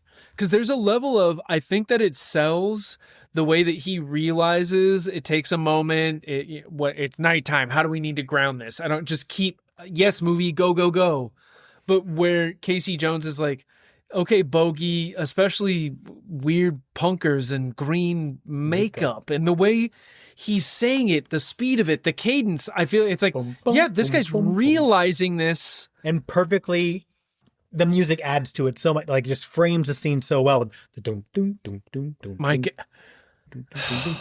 And speeding up the barbs that they're exchanging, where Casey Jones, where he's saying, I'm going to be your instructor, Casey Jones. Yeah. The play in this fight. Yes. That's where it's a kid's movie, the way that these characters, no matter whether they're adults or teenagers, they like to play, they're playing. They're having a good fun. Time. There's an East Coasty bop, bop, bop, bop, bop, bop, bop, bop. Like it's like a tennis match. That's how it's a kid's movie. What is this? A Jose Canseco bat? Please tell me you didn't pay money for this. Yeah. And Casey Jones like gets his little hit in. And he ends up having to take out the cricket bat. And I still say this same way to this day. Raphael's like, you got to understand what a crumpet is to understand cricket, like that whole thing. But where Casey Jones goes, I'll teach you, and just uppercuts him with that fucking thing. This doesn't realistically display the brutality of some of the violence in this movie. So it's one of those things where it's like, oh, everybody's okay. Like, no matter what happens, like, oh no, he's okay, Master Tatsu. It's fine. Yeah. Don't worry about it. And then we just need to have a turtle in a one of those old classic waste bins with just his legs sticking. It's funny. It's a funny great. visual. It's like a Three Stoogey kind of. Yeah. And it's a visual. great first interaction of these two characters. Now we're gonna take a break from them. Is there a Bob Hoskinsy Who Framed Roger Rabbit-y thing that's happening with Raphael in this outfit? Is that a thing? Is Raphael Bob Hoskins? Maybe. It's one of this performance, the performances by all the folks inside these turtles and working the animatronics and all this shit. I personally feel like the Raphael performance in particular is pretty fucking great. Yeah. Leonardo, especially when sad, very, very sad. But there's a level of physical acting that the people inside of these suits are doing that is superhuman. That's the other thing. The physicality of all four turtles, you can tell them Different. apart. Turn the volume off, cover their heads. I don't know. If you just look at their bodies and how they're moving, like, which one's which. Like when I say who's the sad one. Mm-hmm. Well, Leonardo, he's sensitive and he's trying to be a leader and he doesn't know what that means yet. Who slouches? That's is that Donatello? Is that what you're talking about, or like his like? I feel like Donatello has a tendency to slouch more than the other turtles. Like Raphael, I think His relaxed is like with his belt line. There's different physical intention from every one of these actors for specific reasoning. Like Michelangelo's carries tenfold is just his. Dude, yeah, he moves with like this dancery, more prancy. Okay, so we go back to the lair and Splinter shared all of Yoshi's wisdom. That's what we kind of find out in this exposition dump. Yeah, he got back after curfew. Yeah, and it's all about family. Hey, Dwayne. It's all about family. Hey, Dwayne. Charles and Danny show up. We meet all the major players for the most part, I think, in the first act. There's one line, I'm sorry, I just have to go back and just say this one. Please. Raph goes chasing after him, jumps over the cab, gets hit by the cab, and goes over and is like, what was that? Looks like some sort of big turtle in a trench coat, is the line. You're going to LaGuardia, right? Yeah, followed by that. Do you know who that is in the back of the cab? I recognize him. I can't think of his... It's Raphael. Oh! Raphael out of the suit in the back of the cab. That line is fucking awesome. And I think it really sells kind of the East Coastiness of the like, yeah, shit's weird. What are we doing? Yeah. Looked like some sort of big turtle. In a trench coat. That was so much seriousness. Just like... I enjoyed the shit out of that. That's scotch and water hold the scotch that's pouring, by the way. Which means everyone. water. Just so everybody... Hey, all right. You're quick. We get it. Yeah, I know. Looks like some kind of big water in a glass with ice. You going to Burbank, right? Yeah. So Charles and Danny, Charles the boss of April, and Danny the son, who they establish very quickly is disheartened. Danny is, because his dad is too dedicated to his job. That's so clear because the dad's disheveled and anxious and upset, and Danny steals money. And we know this now also. That was the kid from the beginning of the movie. We see him kind of working with the foot, like quietly, kind of like being a spotter. So yeah, now it's like we're putting it together. Touch my goddamn hand, man. And I think he doesn't wear a shirt that does not have Sid Vicious on it. Right. He wears two shirts. The end, maybe? There are two shirts. No, because that shirt also has Sid Vicious. Yeah, you're right. No, you're right. You're right. That specifically, yeah. They're different shirts, but both Sid Vicious shirts. Yeah. Over the course of the movie, there's two shirts over the weeks that this movie takes place in. Yeah, how long is it? Like, is that a flaw? I don't know. Is it like 6 or 8 days? No, because you think it's a couple weeks? I thought so. I thought we'll get to. I think when the turtles go out of town, I thought there's a line that mentions that they hadn't been here for maybe it was just a few days. I thought Splinter says, "I haven't seen you for days" to Danny. At a point. Yes, but the turtles are out of town for even longer. Right. Yeah, you're probably right. I don't know. Who cares? Yeah. Yeah. So we hear Chief Stearns' plan to get crime down in New York as April is interviewing him. And the dialogue here is so great because he's saying a bunch of not nonsense stuff, but strategical shit that sounds really fancy where it's just like, yeah, we're trying to figure out the pattern and we got guys working in shifts. And that's all he's saying. And April's like, just say it in plain English, dude. Like, don't be a fucking asshole. Yeah. Stearns is pissed off at her. She makes her record getting kicked out of his office. And now April is going to take the subway to get back home. And this is after we see the Shredder only in a shadow. Only like a knife throw. Right? We don't see him yet. We haven't seen him yet. He's pissed about the Chief Stearns interview. The Danny thing happens. Danny gets out of the car, runs away, goes into the house, and then that's the yeah. Here we go. Right. Yeah. Do it. Do it. First shot is the kid with the cigar playing poker. Anything you want to do it. Sam Rockwell, regular or menthol? 5 cards of menthol. That's when we see Shredder for no. No, we don't see this. He throws a knife at a TV at the end of like kind of this exposition of this is how these children live. This is what they're trapped by or with. Because right here is where April gets attacked on the subway and she's like unafraid. She pulls out the sai. Yes, that's right. And the Turtles had also saw that broadcast. Yeah. That's okay. Yes, so then, down on the subway, the Foot come out. We haven't seen Shredder yet. We have a message for you, Miss O'Neill. And she's like sassy. Fuck you guys. She has all these like comebacks and quips and a sai. And pulls out Raphael's sai. She starts using her bag. Like, just goes after them. And this is the moment where Raphael, who's been tailing her to get his sai back, which made it easier after making the connection that this is a news reporter. So, and she was just at the chief of police's office. Yes. You can get there through the sewer easily, I'm sure. We are putting a lot of pieces together in this movie, man. This is amazing. There for a movie that's about mutant giant turtles. There's not a lot of holes. I can tell you the secret of the ooze. There are less holes than you'd think. Yeah, you get told the secret of the ooze. I don't have to tell you. April is in duress. She can't fight off these 20 guys or whatever it is. Yeah. And Raphael, the POV shaky cam here, the way that this movie captures his anger specifically is so good. They do it so well. So he gets an unconscious April back to the lair, but he is followed unbeknownst to him. Going through the subways. Burris. It's the end of the first act. It's exactly 22 minutes into the movie. This is a barometer for how well is this going to move along? How long is the third act going to be? We're in good hands right now.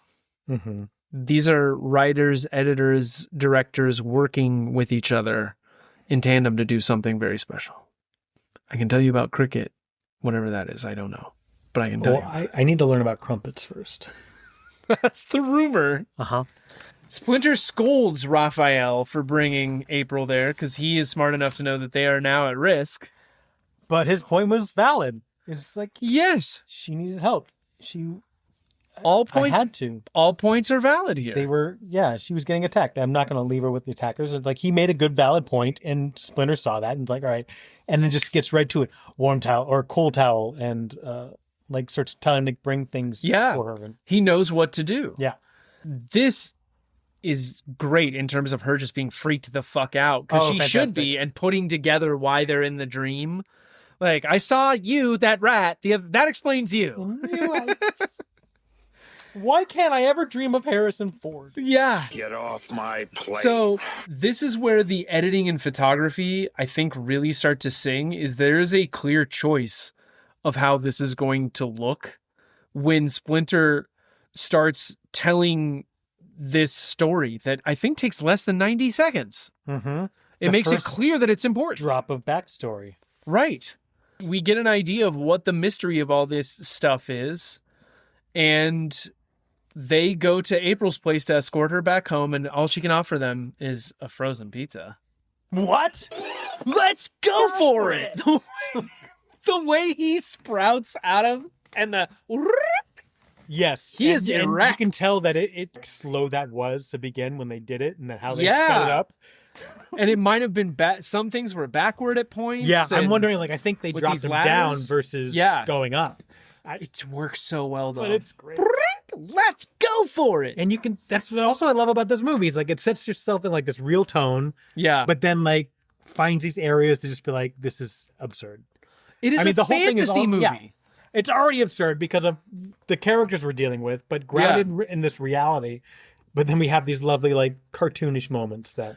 It creates a reality, because you could easily say, what reality? Like, there's not much about this that's realistic. And it's like, no, the dynamics and the relationships and stuff that happen in this movie exist in the reality that this movie has built. Not only, like, something that feels very real and tangible in our world, but things like dudes going, let's go for it. Yeah, okay. Totally works. When they go back to the lair, when they're done helping April, the place is wrecked. And Splinter is gone. We have to deal with the hard thing. I have to say, when they leave, it's Leo's going like, we should get going. And then he worries. Yeah, he does. It's said he's the responsible sad guy. Yeah, it's just an interesting line that I always catch. I was like, oh, it's very telling. They do a good job of. Well, and also how that is the main... setting up their roles. He's the one willing to be the quote-unquote nerd or the wet blanket to be like, Dad loves us, we have to go, but in different words. And everybody else knows that and agrees with that and follows along. I think that's what makes him a leader, is he's willing to just kind of say or do the thing that's unpopular. And I think that's what it takes in a lot of cases. Leonardo and Splinter are great. They're pretty great leaders. Is Cyclops a great leader? I think he is. In the comics. Mm-hmm. In the movies. You could say he has an eye for it. He's really locked in there. Mm-hmm. Just laser beam focus. I was so happy. I was like, let him cook.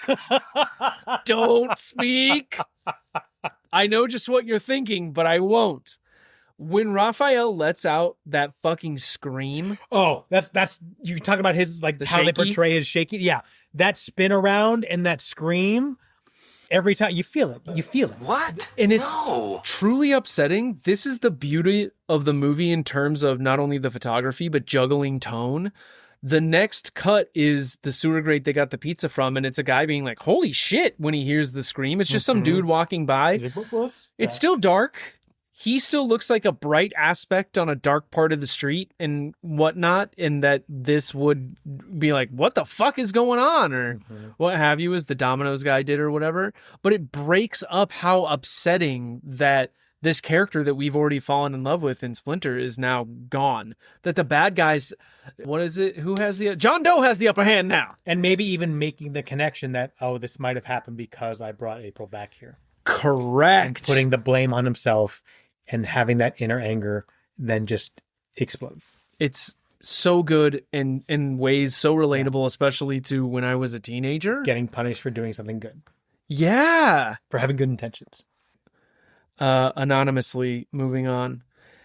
April has taken them in, and the chief is going to use as leverage as Danny has been picked up, as we saw earlier in the movie, by the cops. Yeah. The chief is like, Charles, you want Danny out? That's cool, but you got to fucking handle your reporter. Charles goes to do that. We have talked about some of the Three Stooges-ness of this movie. Interrupting a sleepover.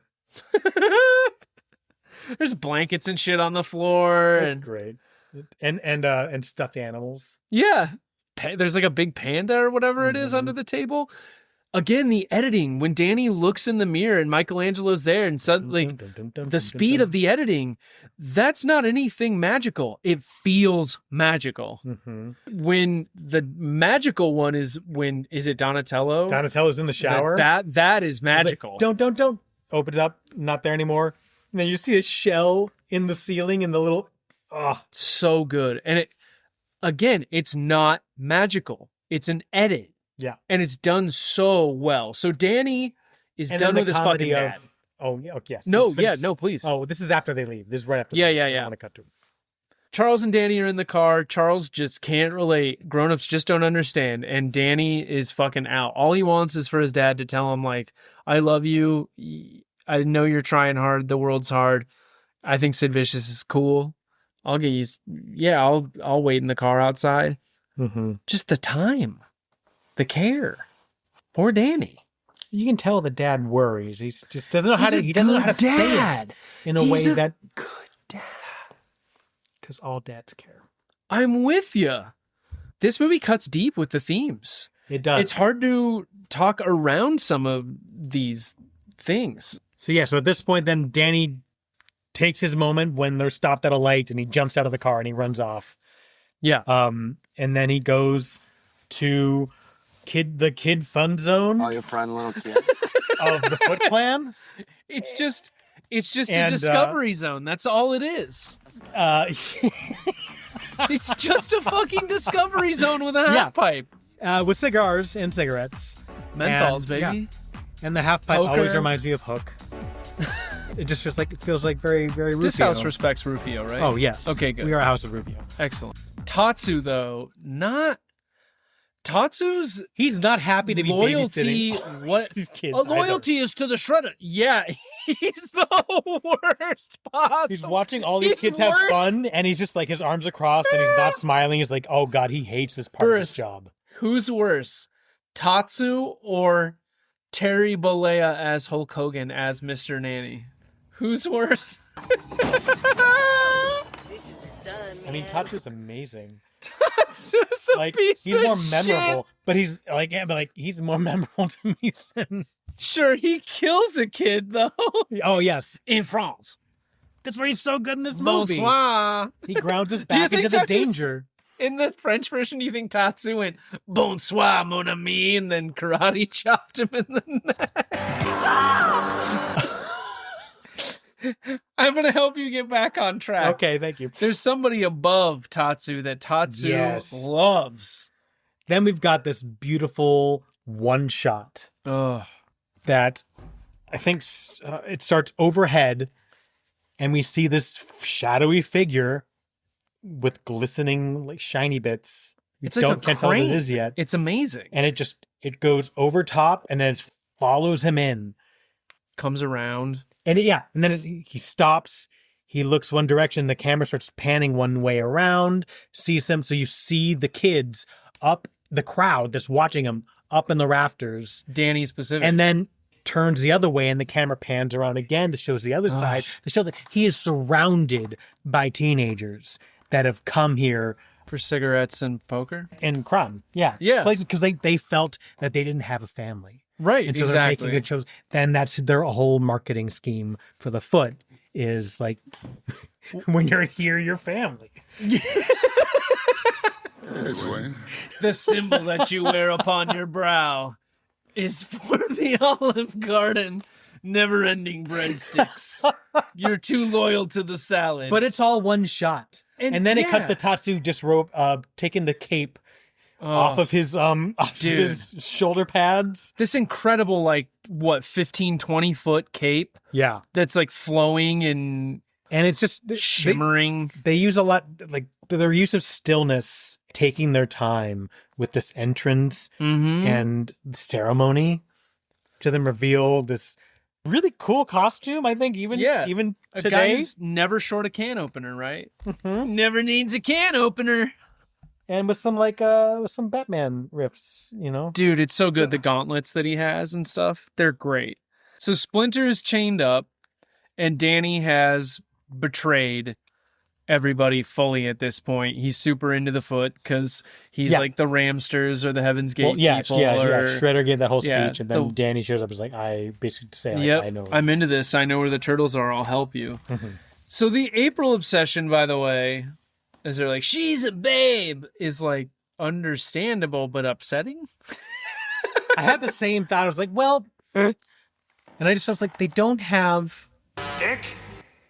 other turtles to. Oh, sure. Oh no, let's not unpack this too far. I know. I was like, this is a really weird thing. I was like, I can accept it in the world that we've created, and then there's something about it that it's weird. Yeah. It's weird. It'll always be weird. And I was like trying to validate it when I was watching. I was like, what? I was like, nope, I can't. Nope. This is a weird hole to drop down. Yeah, a little bit. But either way, because it was working when it was Raphael just being kind of haphazardly valiant by accident. That was totally working. But the April obsession is Michelangelo has a crush. And yeah. Leo thinks she's a total babe. Yep. And Raphael is real mad about the whole thing, and there's a lot of infighting. But hey, pork rind. The way that Michelangelo and Donatello specifically deflect with food and jokes really works. They know that an argument's coming. Like, yep. You want to leave? Yeah, let's leave. The dynamic. Yep. We out. I'm going to go do something else.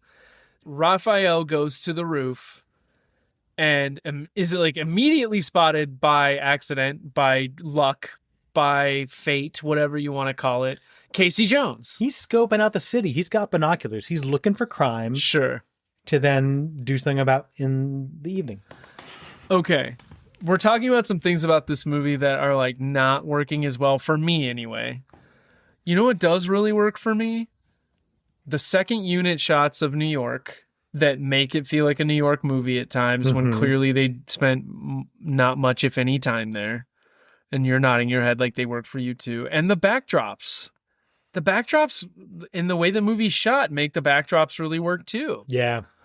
Raphael during his workout, he's just a dude working out, minding his own fucking business. Letting off some steam. Yep. And these guys just doing these pull-ups. And these guys come and attack him. The Foot find the antique shop and come and attack Raphael, and they beat the shit out of him. And they make sure to reference April saying, like, should we go check on Raph? The entire time, good. And everyone just blows off. Nah, he does this. Yep. He needs to blow off steam. This is what he does. He's fine. Yep. Meanwhile, he's not, getting his ass beat. He's not fine. And when he drops, the way they build the dialogue, like you were saying, and the dynamic, when Raph drops through the window, he should be back any minute and just hits the floor. Comedically, it works. Mm-hmm. It's a brutal moment, like when Raph is experiencing his anger and somebody's walking by the sewer. He gets his ass kicked and dropped through a window, a skylight, a framed skylight, and everybody's just, and it's used for comedy to break up the fact that this horrible, he's getting dragged down the stairs, and it's used for comedy, and it's effective. Is he alive? Barely. One single plop. The Michelangelo nunchuck contest. Fantastic. Okay, good. Fantastic. Do you think the spinning chain move that Michelangelo wins it with is the best move? It doesn't make any sense, but I love it. I think it's so good and it looks cool. You haven't practiced enough yet, dude. Yeah. Keep practicing. But the guy who I think might actually be Michelangelo, the guy in the Foot uniform, is really good. Yeah. He's super good. Casey Jones shows up, saves the day. Yeah, they're all fighting. They're doing fun turtley fights, bits and stuff. Spinning on the ground on the shell, smashing, making a foot sandwich with two shells back to back, smashing together, all that. It's all great. But then the music changes. Also, I have to say, in that fight, the very beginning, Leo has his swords and he's using his swords, and then he gets kicked and he drops them. And so the rest of the time he's hand to hand. Yeah. Because how else are you going to explain that there's not a bunch of stab wounds and, body parts flying from him using his swords? They do a good job of making sure the movie doesn't get overly happy with the killing. The movie has some killing. It happens. Mm-hmm. So, no, it has some killing. Absolutely. There are a couple foot dudes in that compactor at the end of the movie. One assumes that weren't Shredder, that maybe didn't survive.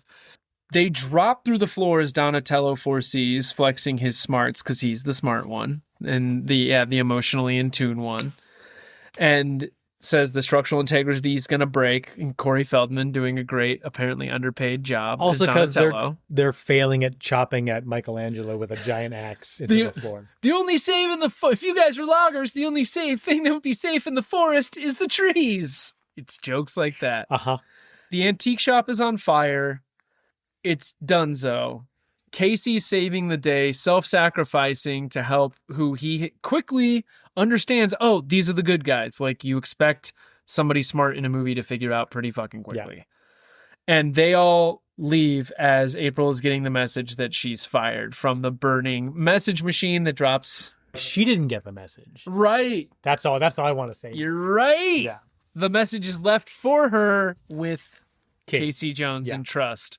Sorry if I'm dropping this on your head or whatever. And then it drops on the foot guy's head. Brilliant. Again, it's comedy. Beautifully juggling tone. And then we see April looking at her house and her father's store burning to the ground. Another father aspect. Yeah. Where she's like, take him on a tour. Like, you want to see the store that I inherited? And like, that has all of like his, like their memories here and stuff. Yeah. And then it burns to the ground immediately. Yeah. Done with that story. She even says like, this place has everything. And she's just so broken. That little piece of acting in that slow motion is really, really nice. The reflection of the burning building is really pretty too. Shredder and Splinter have a talk, by the way. And Shredder is really fucking rough with Splinter. Like, that is one of those things where it's like, these are puppets. No one is being hurt. No one is at risk. But the acting job, the puppeteers and the actors are chained doing. to the fence there is a sight that's just ingrained in me. Like, it doesn't, you can't help but feel something. Oh, yeah. Just seeing that. And it's. Well, and if you're listening to him when he's telling Danny, everything he's saying to Danny is the truth. Like, your dad loves you. He's a good dad. He's just, we choose our family. This family doesn't seem. That's what Splinter says. They don't seem to give a shit about you or whatever. Like, something else is going on here. And we go to April's second home, which is a farmhouse, like, out of the city. Yeah. We go into road trip mode. Yeah. Casey is such a delightful prick. Oh, in my opinion. The way that the chemistry of those two actors, like, really stirs the drink. It's nice, I think. Do you believe it? Do you buy it too? Yeah. Oh, yeah. I mean, they're bickering at each other. But there's a sexual energy. Yes, that's why they're bickering. They're connected. There's this level of taking each other down a peg all the time that I think works really, really well. We were talking about some of the time capsule-ishness of this. It is like the moonlighting joke that one of them makes here, where it's like 99% of some audiences are going to be like, huh? And some of that does happen. The whole place is being kind of fixed up to a degree. Cars are being fixed up and stuff's being handled. Yes. The place was dilapidated, and they're taking their time to get one with themselves and have Raph heal and try to figure out what the next step is. And it's several days. Yeah, and it's great. Donatello's like kind of bonds with Casey, and that's super cool. It was like, and they start like calling each other names. That's always like alphabetically. Like there's an they're called by intelligence to alphabet. it. Yeah. Like of course with Donatello, there's some sort of intelligence. There's got to be it. something else to it. And then cut to Leo just sitting in vigilant over Raph as he's recovering, and vigilant guard or whatever she says. The April voiceover is essential here. Yeah, her having these 3 moments of voiceover as a reporter, as a collaborator, and then again as a reporter. It really ties the room together. Splinter has a few of these too inside of the April ones almost. And then she's making these sketches of the turtles, which are So also good. just really good. They're crazy good. And they serve a purpose that we'll find out later. It's probably Eastman and Laird who did them. But like they're just they're really well done. Like, and just the specificity, because they do the one of Leo standing vigilant, legs, and then we cut to the shot of him in that same pose. But in the drawing, there was also an alternate where they had the leg out. Oh, yeah. That wasn't fully sketched in. And I was like, that's just such a specific detail to an artist creating a drawing. Yeah. That instead of just having like the finished thing you see nowadays, if you're like, oh yeah, I made a painting. And that edit is so perfect. Yeah, it's great. The transition of the animated to it's so good. So Shredder now, who's becoming a big part of the story and is introduced at like the perfect time as a character, because he's been mentioned to degrees in ways. I mean, his presence is there via the foot, and now we're meeting the leader, and it happened right after the first act, basically. Like right about Shortly halfway in the second, movie. Yeah. Almost perfectly halfway into the movie. And the fact that he has sensed something from the past, that moment there where he just says that, lets you know that there is potentially, outside of all the aforementioned and done, there is like a level of mysticism that exists in this world, like fucking sensing shit, psychic. Well, And yeah, power. He said like, yeah, the way that their martial arts, the Turtles' martial art was described to him sounded eerily familiar. Yeah. The Turtles are now Raph recovered and turtle wax applied and the whole thing. What's a guy gotta do to get a bite? To get some food around here. Raph. Oh, Leo's so happy. And Raph's got like the bruises and stuff. Like they're so very tender moment. It's like that whole that's go too much on this, but that's just their time on the ranch or the farm, whatever it is. And have like there's some real shit going on there. Just like having him like passed out in a bathtub and stuff. Not usual visuals that you'd find in a kids movie, and not topics that we normally like cover in the way that they're told here. Well, and the way the dynamic is, you established it perfectly, just like the movie has. When Michelangelo and Donatello understand that Leo and Raph are going through something, they're productive in whatever other ways. For the movie, it may be providing comic relief or helping fix a truck or make a dinner or whatever it is. Like, they're always still productive. After this thing happens... You could say that they're working through their feelings also through these... through comedy. That's how they cope. And the training that happens for the fight here and the fucking score... Dun, dun, dun, dun, and the moves they're doing and shit, I can tell you, I probably did this a week ago in terms of the moves and the way that like Donatello or Michelangelo makes the turtle wax joke, like breaks that up before we then go into the super serious mysticism seriousness. Yeah, the meditation that Leo has, and it's like everyone has to join and do this, and we have this moment where then they get to talk to Splinter as like a Force ghost. How do you feel about that effect? Oh, it was great. I mean, it's practical too. Like the blue flame, that was all. I just imagine the guy that's turning up the gas, under the stage. The propane. Yeah, but it's great. It's powerful and it's interesting. Also, the end of that moment, Raphael is smiling and is happy because Splinter is alive, and him and Leo are having that moment. Michelangelo, who always resorts to being funny. Comedy is crying. Yeah. And Donatello is consoling him. Yeah. As you were just talking about, their roles when serious things happen have now flipped. Yeah, no, and it's important that this happens. We lean on each other differently. Yeah. Our chosen family, we lean on each other differently at different times. The mind meld thing that they do and the effect of bringing Splinter in, not only emotionally, but the actual special effect in the movie, fucking iron to me. Yeah. I think there's a level of perfection to that effect. The sound of the fire, the way that the turtles are lit. We are talking so much about the practicality, the actual filmmaking stuff of this movie. And I think the blue flame specifically, helps cover the effect of the translucent Splinter that they have to, the special effect of that. Which is like the color of the fire was definitely to help cover that, like, fill in. Because it's it's a plate or a blue screen plate, something like that. Usually we just type a bunch of cats. The turtles have now recovered, and so they're going to go back to the store and back to their place, to their original lair, which I don't know how to go home. Smart that is. Yeah. Donatello, where are you? This is your job. And Danny's there. And when Leonardo is holding the sword up to him and Danny goes, "Don't shoot," and somebody goes, "It's not, I don't think Raph. It's loaded." It's not loaded. It's not loaded. And the call out immediately by Donatello to Casey Jones of the claustrophobia. "Oh, you're a claustrophobic." You're not identical twins. He's just so quick with it. It would, I have a brother. Depending on the need for it, if there were a stoner pie from Hosterers of penicillin pizza, would you be interested? That's so coded. I mean, that's the thing, is if you needed penicillin for any reason, would you like it in the form of an easy and convenient microwavable pizza? Oh, yes, like a Hot Pocket. Yeah.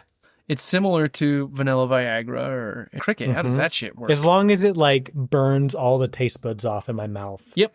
Like every Jean-Claude Van Damme movie where they burn his fingerprints off. I'm still kicking. Hell yeah. I must be on Broadway. Which Double Team. Yeah. Like that.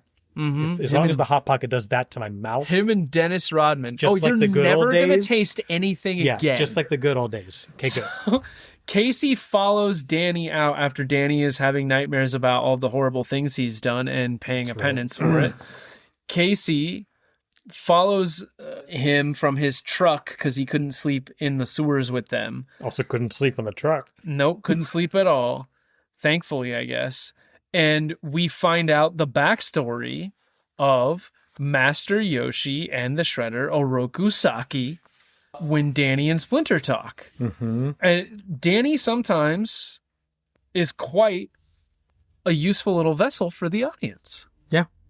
He's our little like moral compass that's like trying to figure out its own journey and Yeah. But we're learning he has a conscience. He feels he's not without a soul. Yeah. He's just a kid who's got a dad who thinks that Who's going through what issues. matters is I make more than enough money for the both of us. And it's like, Dad, I just want to play some fucking mini golf and smoke some menthols, dog. Smoking. It's Just like pop I'm me missing a school menthol because and maybe a- there's something else going on here. I mean, Right. The Turtles show up and they're, kicking ass in terms of their now current encounter with the Foot Clan. But Casey's getting his ass kicked. Okay, I was gonna by say Tatsu. So, but first though, he like beats cuts up back. the foot guy. He like taps the foot guy on the shoulder, turns around, knocks him out. The foot guy falls, and immediately Casey Jones pops up in the outfit. Yeah, it's so good. It's so funny. Yeah, and all. he as an adult is seeing what has been reported on throughout the city for weeks or whatever it is up to this point of where all this stuff is going, where are all these valuables and who is behind all this. It's just this group of kids that's being pushed around by the scary cult leader and his very dedicated pal. Yeah, and he finds Danny, who had just overheard Shredder telling Tatsu to kill Splinter. Yes. And so Casey Jones is trying to get Danny out of there, and Danny's the one that stops him and goes, "They're gonna kill Splinter." Good point. Because also he hasn't met Splinter. He doesn't know. Right. He knows that someone's missing, but He just knows Splinter exists. Yeah. And so that brings then the introduction of Splinter, and he looks at me and goes, "Hey, okay, oh, cool. All right, let's go." Yeah. And so Casey Jones is getting his ass kicked, but as he seems to be, he has a prowess with sporting goods equipment and decks Tatsu with like a 3-wood or whatever. Yeah. And knocks him for a real loop to save Splinter. Yeah, he was losing it. Right. He didn't have a prop. Right. He needs something in his hands. Sam Rockwell is like, "We're loyal to the Shredder." And Casey Jones and mostly Splinter are like, "What the fuck are you talking about?" Yeah. Like, this guy's using you. I think he brings up chosen family and is like, "This is a family? This is a family?" Family. And then that's what like makes them all go just silent and like, "Oh, well." I said forget about it, cuz. There's so many just loose ends in this movie that could just go unnoticed and probably wouldn't matter, but they wrap all of it up beautifully. And Splinter has a really lovely nugget in here as well. He does. Just to them, Here we go again in terms of the Shredder dropping in on the Teenage Mutant Ninja Turtles. I say, here we go again. Here we go again with the foot. The Shredder drops in slow-mo. Mm-hmm. And this is the first time the Turtles are seeing him. After they've been having a winning fight from when they were invaded again in the sewers in their home, which is the other silent and then they makes it up to the roof and they've now won again and they're celebrating. And then we get Shredder. And the way he drops and the music and The shift. the slow-mo, and Shredder is winning as the kids show up with Casey and, the broken down, I haven't eaten in days, I'm no pizza rat. Splinter shows up. He's not feeling too spry, but he's suddenly fucking gone. Casey's like, "Where's Splinter? Yeah, where's Poochie?" And Casey pulls the garbage truck into place, getting a couple foot soldiers back there and the whole deal. Oh yeah, knocking him off the fire escape. Yeah. And meanwhile, the Turtles are all attacking Shredder one at a time. Yeah. And Shredder even says, like, "What are you guys doing? You then all they- just came yeah. at me." We've found out that through the exposition that Splinter, these turtles grew from this ooze, and Splinter was like an aficionado of this discipline of the martial arts Shattered from his his cage. master, yeah. And the Shredder killed the master, the master's wife, took Splinter's ear. Splinter's out for vengeance, and Splinter shows up at the perfect time. When things get real. He was saving the energy. Shredder pins Leonardo. Yep. He dies. Yeah, a spear to his throat, tells him to throw the weapons over the rooftop, Fools. which is a very key moment because of the nunchuck. But then, just like, I can't believe you just did that. Well, now you're going to share the same fate because I'm still going to kill him. It's harsh. Dude, and like the Shredder realizing that this freak, this creature, this critter, this thing that he's been down talking and beating on and had the chance to kill when Splinter showed up, multiple times. And Splinter basically explains, like, you killed my master. Like, Orokusaki, death comes for us all, but when you die, it will be without honor. And the way that Splinter just, like, cold fucking gangster shit just looks him in the eyes and drops him. Drops him for a very particular reason. Because... Well, the spear comes, he locks it with the nunchucks. Right. Shredder pulls out a knife to throw at him, and Splinter uses one of his hands that he was using to hold Shredder up still to catch the freaking knife. I like what I said. What you said is way more accurate. But I like that, like, Splinter... He tells him without telling, like, when you die doesn't necessarily, it's not saying I'm going to kill you, but it is saying, like, I'm willing to kill you. And Shredder pushed him to the point. You're right. Well, no, Shredder made the decision there, and, like, this fate is now chosen by you because I have to grab this thing. That was your choice. I was going to maybe not drop you. That's one of the things that sucks about the second movie is that, like, it doesn't commit to the killing of Shredder. Mm-hmm. And it... Well, yeah. So he falls into the fucking movie. He falls into the garbage truck. Whoops. And then Casey Jones commits murder. Yeah. What's that about? Committing murder? What's that about? He says, whoops. And then you see it start crushing, and you see the helmet get crushed. It's like, we all know what a compactor does. He straight up crushes murdered this him. Fucking gorgeous. If we are just talking about costume design, cool. For Tatsu and Shredder, give the Academy Award for those. Mm-hmm. No offense to Dances with Wolves. That costume work is also incredible. I don't remember what won this year, but Danny gives the $20 back to April, coming full circle in his redemption. Says, I owe you. Yeah, $20 and, I don't know, a building that got burned down because you gave the location, but we're not going to get into that. It's okay. You'll get the insurance money. The memories, don't worry about that. Oh, those were priceless? I gotta go. You got that $20. So Charles gets his redemption and, like, tells his son how much he loves him and how much he cares about him and that he's just going to tune into this. And also with April, where April has one of my favorite lines of the movie where it's a very, very quick, very basic, this other reporter gets paid more money, this other reporter has this and that. And Charles just acquiesces to all of it. And she goes, you are a tough negotiator, Charles. It's pretty good. Mm-hmm. There's even redemption for Sam Rockwell here. The cops are talking to him and he's like, you know all that missing stuff? Go check the warehouse on Landman Island. There's your story. Yeah. There's the story. And similar to a movie we just recently did, The Shop Around the Corner, I want Casey Jones and April to kiss. Mm-hmm. It's been under the surface. It's been surface tension this whole time with all their, like, flirtatious bickering. I couldn't agree more. I mean, we passed over it quickly, but it was like Charles started with the shoulder massage. It was like, okay, they're getting more friendly, but then they left the townhouse, so it didn't continue. Yeah, they have a nice discussion on the porch swing that breaks. Oh, man. They have a lot of these moments. The movie has so many elements that work. There's a romantic element, comedic element, action element, all in this beautiful, neat little single package. So we get the score and we get the final, as you said, cowabunga. We mirror the opening. Yeah. With them finding verbs to say righteous and Donatello's having trouble again. You know, and then overthinking. And then Splinter's like, I have one that I've always favored, and cowabunga. And then they all say it. And then he says, I made a funny. But was that a funny? I thought he just contributed the word of celebration that we're going to be using. I think they must find it really funny because he's like an old that's saying 6'7" or no cap. Okay, but they do say it, and that is a trademark, like, phrase of the Turtles. accurate. So, it's weird that the ultimate payoff for the movie isn't seeing the turtles, isn't seeing the Shredder, isn't the Shredder getting the murder, getting murdered. Cricket, what's that? Or the payoff at the end of the movie is the poor hungry pizza rat saying "Cowabunga" with every ounce of energy. I made a funny. Funny to them anyway. Yeah. We have talked about this for a while. I gotta say though, the third act of the conversation, as well as the movie, just fucking zoom. It just went crazy how fast it went. TURTLE power. Teenage Mutant Ninja Turtles. Soundtrack good to song. this movie. Great song. Ending the. I'm on them on the. Oh yeah, they kiss.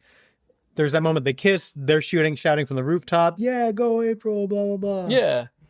Everybody's kind of hyping everybody up, and we know there's going to be a second movie, and that is what it is. It is. And maybe we'll come back and do that. That would be on a different stream than this streamer. Here, what a lot of single words that I'm creating, invented. Burris, we're here at the end of the film. It's completed. We've talked about this much longer than the movie is when all said and done. What does that say about us? Yeah. But was there anything that made you change your score from a 5? Did your score lower this as a film? Do you add a heart where it's like, this takes a specific kind of person, like I've kind of adopted? No, I think my score stays the same. Yeah. I mean, it's shot really well. It's grounded. The script is good. Mm-hmm. It's got a good story. The way that they unfold it is good. It's, I don't know. You can call it a kids movie, but it's more of an everybody movie. Yeah. Do you like folded? Do you like to fold your pizza? I do. Or I mean, it depends. I like folded pizza too, like thin crust. Yeah, it depends on the slice, and I think it varies depending on the slice. But usually it's folded because you don't want it to droop. And you get like just kind of the maximum sauce and cheese. I don't know. I like to turn my pizza almost like into a pocket, like you into the calzone zone. So you're still at a 5. Yeah, I don't think that'll change. So there's too many good things about the movie besides it just being about Teenage Mutant Ninja Turtles. Yeah, that go into it, and how it was made, the filmmaking aspects of it as well, So, and I'm staying at the 5 menthol cartons. It's Teenage Mutant Ninja Turtles. And this is no knock to anything else necessarily, except for all those other movies that were nominated in that year.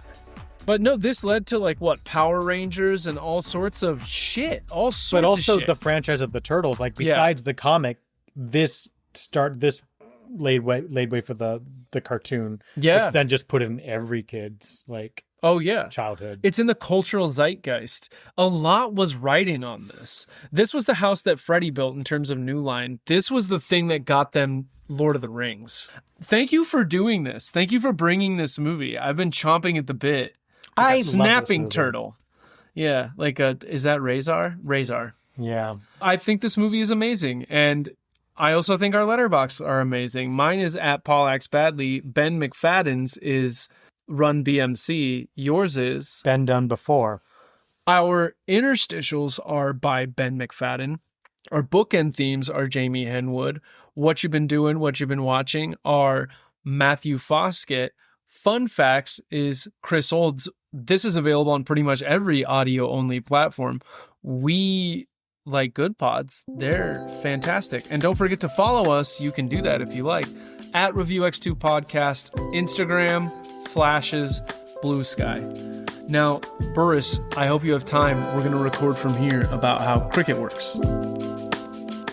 Okay, but what about crumpets? Nope. English muffins. Not Thomas's. Is a crumpet? Well, now I understand cricket. So thank you for this. Podcast over. Hi, everyone. This is JJ, the co-founder of Good Pods. If you haven't heard of it yet, Good Pods is like Goodreads or Instagram, but for podcasts. It's new, it's social, it's different, and it's growing really fast. There are more than 2 million podcasts, and we know that it is impossible to figure out what to listen to. On Good Pods, you follow your friends and podcasters to see what they like. That is the #1 way to discover new shows and episodes. You can find Good Pods on the web or download the app. Happy listening.